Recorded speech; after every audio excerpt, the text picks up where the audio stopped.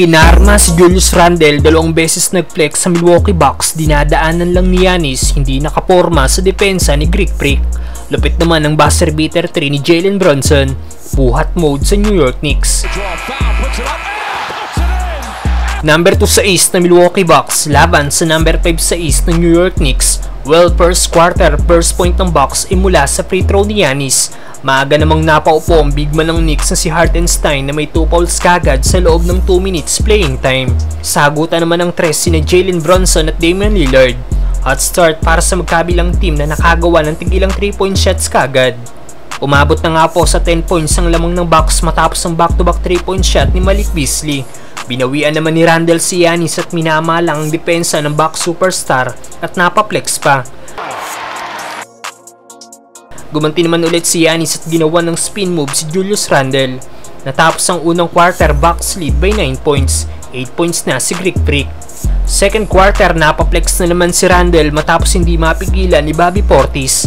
Angas ng forward ng New York Knicks, 10 points na kagad si Randle. 5 straight points naman ang naging sagot ni Portis kaya lumobo na sa 12 points ang lamang nila sa home team. Leading na siya sa Milwaukee na may 13 points. Hindi maibaba ng Knicks ang lamang ng Bucks kahit wala sa loob ang 2 superstar ng Milwaukee. Gandang lefty layup para kay Jalen Brunson, 11 points na para sa guard ng New York Knicks. 16 points, biggest lead so far ng Bucks matapos ang 3 ni Damian Lillard. Pero dahil sa mainit na opensa ni Jalen Brunson, kabilang pa ang buzzer beater 3-point shot nito, nagtapos ang first half, 8 points na lang ang lamang ng Milwaukee. 21 points na si Jalen Brunson. Third quarter, patuloy sa pananalasa na ginagawa si Jalen Brunson para sa New York Knicks na may 29 points na kagad sa laro, pero dahil sa balancing scoring ng Milwaukee na 5 player na ang double digit in points, lamang pa rin ang kulang 20 points ang visiting team.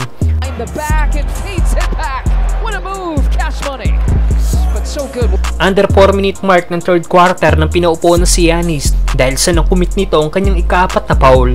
Pero ganun pa man, no problem pa rin sa Bucks dahil malaki pa rin ang kanilang lamang sa New York Knicks. Buhat mode na si Jalen Brunson para maibaba ang lamang ng Milwaukee Bucks. 14 points ang ginawa sa third quarter, 35 points na para sa point guard ng home team.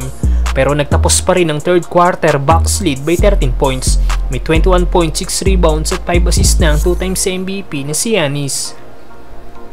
Fourth quarter, lumobo na sa 20 points ang lamang ng Milwaukee Bucks. Tanggal angas ni Randle kay Giannis at hindi makawala sa depensa ng Bucks superstar, baldog ang tira.